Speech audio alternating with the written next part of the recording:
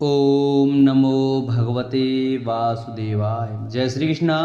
नमस्कार दोस्तों, स्वागत है आप सभी का मेरे YouTube चैनल आर के भक्ति ज्ञान में। भक्तों, आज की वीडियो में हम आपको बताएंगे मोक्षदा एकादशी कब है, उसकी शुभ मुहूर्त, पूजन विधि और उपाय और व्रत कथा सभी की जानकारी देंगे। तो सभी भक्तजन हमारी वीडियो को श्रद्धा भाव प्रसन्नचित मन से सुने। जो भक्त हमारे चैनल पर नए आए हैं, जिन्होंने अभी तक हमारे चैनल को सब्सक्राइब नहीं किया है, वो हमारे चैनल को सब्सक्राइब करें। वीडियो अच्छी लगे तो वीडियो को लाइक करें, शेयर करें और कमेंट में ओम नमो भगवते वासुदेवाय अवश्य लिखें। मोक्षदा एकादशी को बेहद ही शुभ फलदायी माना गया है। ऐसी मान्यता है कि इस दिन तुलसी की मंजरी, धूप, दीप, नैवेद्य आदि से भगवान श्री कृष्ण का पूजन करने से और व्रत रखने से इंसान के पाप एवं महापाप सभी नष्ट हो जाते हैं। साथ ही इस दिन गीता जयंती भी मनाई जाती है, क्योंकि भगवान श्री कृष्ण ने कुरुक्षेत्र में गीता का उपदेश दिया था। मोक्षदा एकादशी हिंदू धर्म में कई तरह के व्रत और त्यौहार मनाए जाते हैं। इन सभी व्रत और त्योहारों का अपना अलग महत्व होता है। इन्हीं में से एक व्रत है मोक्षदा एकादशी का व्रत, जिसे भी काफी महत्वपूर्ण बताया गया है। यूं तो हिंदू धर्म में एकादशी के दिन को ही महत्वपूर्ण माना गया है, लेकिन मोक्षदा एकादशी सभी एकादशियों में बेहद पुण्यदायी मानी जाती है। अगर किसी इंसान से अनजाने में कोई गलती हुई हो और इंसान को उसका प्रायश्चित करना हो, तो उसके लिए मोक्षदा एकादशी से बेहतरीन कोई दिन नहीं हो सकता। इस बार 11 दिसंबर बुधवार को मोक्षदा एकादशी है। इस दिन भगवान विष्णु की उपासना की जाती है और जो लोग इस दिन भागवत गीता के 11वें अध्याय का पाठ करते हैं, उनके कई जन्मों के पाप कट जाते हैं। हिंदू पंचांग के अनुसार मोक्षदा एकादशी इस बार 11 दिसंबर को मनाई जाएगी। एकादशी तिथि का प्रारंभ 11 दिसंबर को सुबह 3:42 पर होगा और तिथि का समापन 12 दिसंबर की रात 1:09 पर होगा। मोक्षदा एकादशी का पारण इस बार सुबह 7:07 से लेकर 9:09 तक होगा। मोक्षदा एकादशी पूजन विधि: एकादशी व्रत से एक दिन पहले यानी 10वीं तिथि को दोपहर में सिर्फ एक बार ही भोजन करना चाहिए। ध्यान रहे, एकादशी से पहले वाले दिन रात्रि में भोजन नहीं करना चाहिए। एकादशी के दिन प्रातःकाल उठकर स्नान करें और व्रत का संकल्प लें। व्रत का संकल्प लेने के बाद भगवान श्री कृष्ण की पूजा करें, उन्हें धूप, दीप, नैवेद्य इत्यादि अर्पित करें। इसके बाद रात्रि में भी पूजन और जागरण करें। अगले दिन यानी द्वादशी के दिन पूजा करें और उसके बाद जरूरतमंद व्यक्तियों को भोजन और दान दक्षिणा दें या किसी ब्राह्मण को भोजन कराएं और उसके बाद ही भोजन करके अपना व्रत पूरा करें। गीता का संपूर्ण पाठ या अध्याय 11 का पाठ करें। अंत में अपनी कामना पूर्ति की प्रार्थना करें। इस दिन दान का फल अनंत गुना मात्र में प्राप्त होता है। मोक्षदा एकादशी के उपाय: मोक्षदा एकादशी के दिन शाम को तुलसी के पौधे के सामने घी का दीपक जरूर जलाएं। इसके साथ ही ओम वासुदेवाय नमः मंत्र का जाप करते हुए तुलसी के पौधे के आसपास 11 परिक्रमा करें। एकादशी के दिन तुलसी के पौधे पर जल न चढ़ाएं, क्योंकि इस दिन तुलसी माता निर्जला व्रत रखती हैं। मोक्षदा एकादशी पर भगवान विष्णु की पूजा करते समय पीले रंग के गेंदे के फूल चढ़ाएं और गेंदे के फूल नहीं हो तो कोई भी पीले रंग के फूल चढ़ा सकते हैं। तो आइए भक्तों, अब हम एकादशी की व्रत कथा सुनाते हैं। मोक्षदा एकादशी व्रत कथा: महाराज युधिष्ठिर ने कहा, हे भगवान, आप तीनों लोकों के स्वामी, सबको सुख देने वाले और जगत के पति हैं। मैं आपको नमस्कार करता हूँ। हे देव, आप सबके हितैषी हैं, अतः मेरे संशय को दूर कर मुझे बताइए कि मार्गशीर्ष एकादशी का क्या नाम है। उस दिन कौन से देवता का पूजन किया जाता है? महाराज युधिष्ठिर ने कहा, हे भगवान, आप तीनों लोकों के स्वामी, सबको सुख देने वाले और जगत के पति हैं। मैं आपको नमस्कार करता हूँ।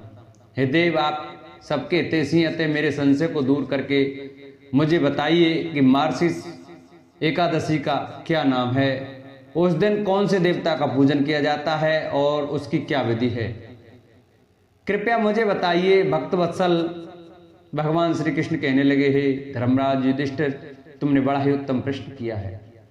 इसके सुनने से तुम्हारा यह संसार में फैलेगा। मार्गशीर्ष शुक्ल एकादशी अनेक पापों को नष्ट करने वाली है। इसका नाम मोक्षदा एकादशी है। इस दिन दामोदर भगवान की धूप दीप नैवेद्य आदि से भक्तिपूर्वक पूजा करनी चाहिए। अब इस विषय में एक पुराणों की कथा कहता हूँ। गोकुल नाम के नगर में बैखानस नाम का राजा राज्य करता था। उसके राज्य में चारों वेदों के ज्ञाता ब्राह्मण रहते थे। वह राजा अपनी प्रजा का पुत्रवत पालन करता था। एक बार रात्रि में राजा ने एक स्वप्न देखा कि उसके पिता नरक में हैं। उसे बड़ा आश्चर्य हुआ। प्रातः वह विद्वान ब्राह्मणों के पास गया और अपना स्वप्न सुनाया। कहा, मैंने अपने पिता को नरक में कष्ट उठाते देखा है। उन्होंने मुझसे कहा है कि हे पुत्र, मैं नरक में पड़ा हूं, यहां से तुम मुझे मुक्त कराओ। जब मैंने ये वचन सुने हैं तब से मैं बहुत बेचैन हूं। चित्त में बड़ी शांति हो रही है। मुझे इस राज्य, धन, पुत्र, स्त्री आदि, घोड़े आदि में से कुछ भी सुख प्रतीत नहीं होता। क्या करूं? राजा ने कहा, हे ब्राह्मण देवताओं, इस दुख के कारण मेरा सारा शरीर जल रहा है। अब आप कृपा करके मुझे तप, दान, व्रत आदि ऐसा उपाय बताइए जिससे मेरे पिता को मुक्ति मिल जाए।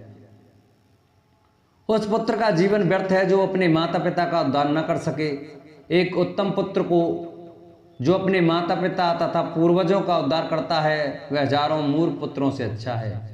जैसे एक चंद्रमा सारे जगत में प्रकाश कर देता है परंतु हजारों तारे नहीं कर सकते।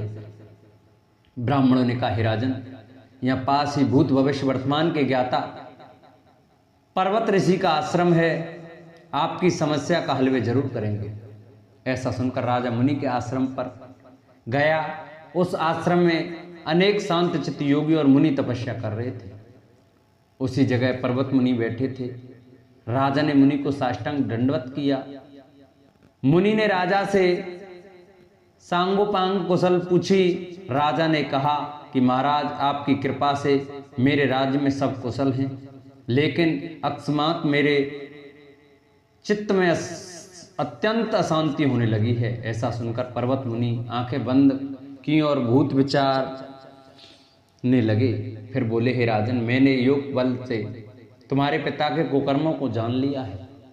उन्होंने पूर्व जन्म में कामातुर होकर एक पत्नी को रति दी, किंतु सौत के कहने पर दूसरी पत्नी को ऋतुदान मांगने पर भी नहीं दिया।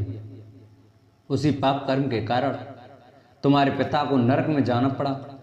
तब राजा ने कहा, इसका कोई उपाय बताइए। मुनि बोले, हे राजन, आप मार्गशीर्ष एकादशी का उपवास करें और उस उपवास के पुण्य को अपने पिता को संकल्प कर दें।